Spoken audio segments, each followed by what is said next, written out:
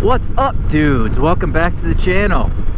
It's been a while since I've posted something, this video is kind of to serve as an apology for not putting out content, and let you know I'm still here, still planning on putting out all kinds of stuff, and let you know where I've been. So for starters, you can tell that New England is still frigid and miserable, right?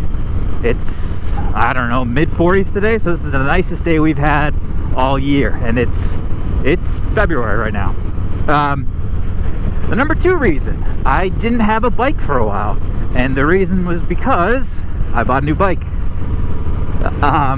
For any of you guys who watched my video last November when I test drove the Softail Street Bob, I think you probably could have told me back then, but you probably could have decided or discerned from the video that I absolutely love this bike.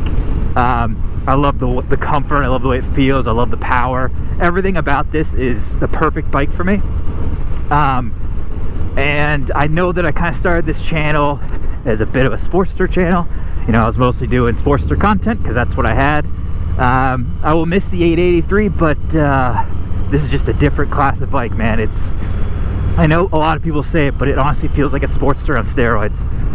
It's definitely bigger, it's definitely more powerful, it's definitely a lot more fun in my opinion. Will it be the last Sportster I ever have, that 883? Meh, probably not. I really do like the platform, they're fun, but it was time for me to get something a little bit more, a little bigger, a little bit more highway capable, because that's kind of where a lot of my riding is doing these days, or at least it was towards the end of last year, and I'm assuming that will continue.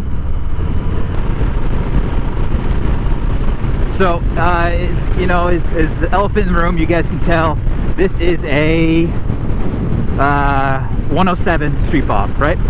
I purchased this thing on January 15th, and if you go back and look at your history books, on 1/19, I believe the 19th is when Harley Davidson announced that all of their Street Bobs will be coming with the new 114 motor that was previously in the Lowrider S. So you know, the 114 that they have in a bunch of the touring bikes will be standard in the Street Bob.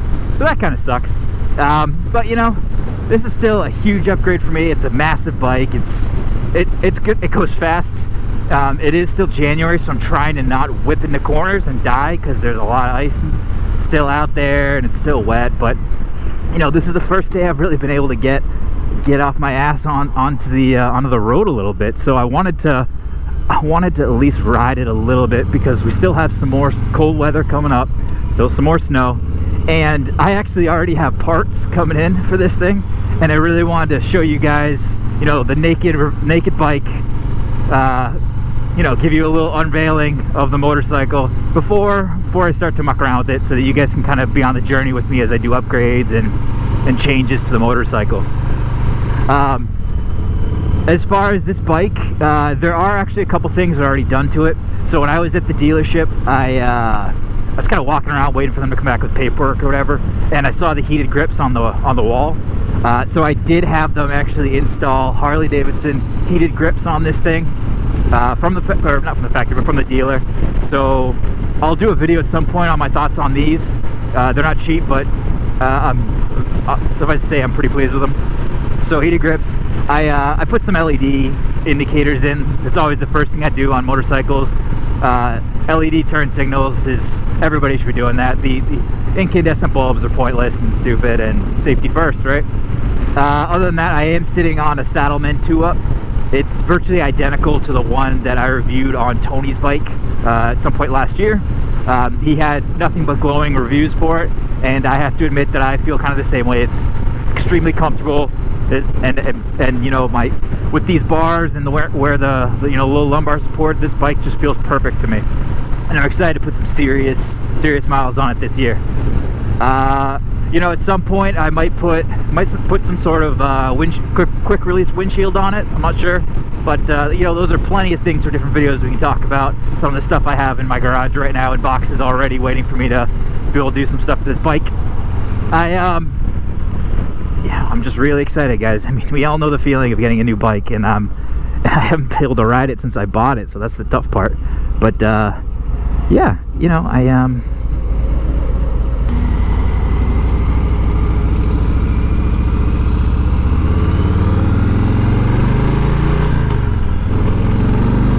So I don't know if you guys are interested in the Street Bobs, if you're looking at new bikes, or if you're looking at moving from a Sportster to a Softail.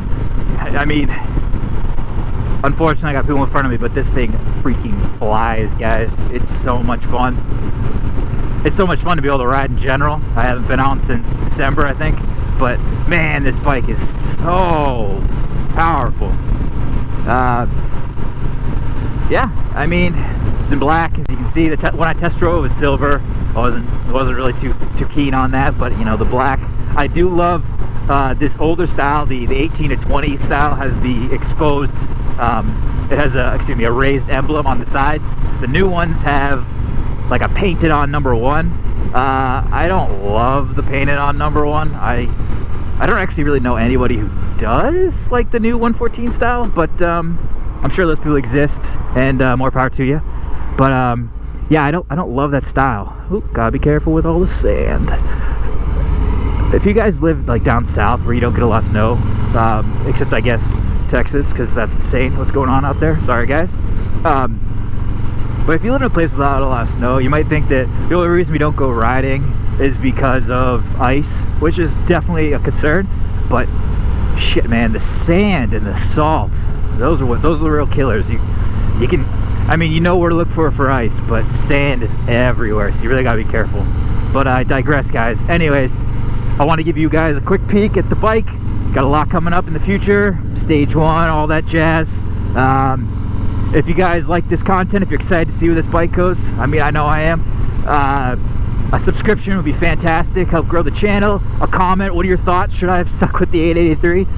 Clearly it's too late for that, and I didn't, but you know, you can tell me your thoughts on that. A thumbs up is great. Ride safe, dudes, and shoot, I'm happy with this bike.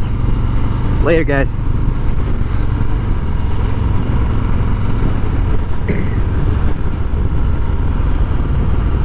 It's a freaking yak. What the hell?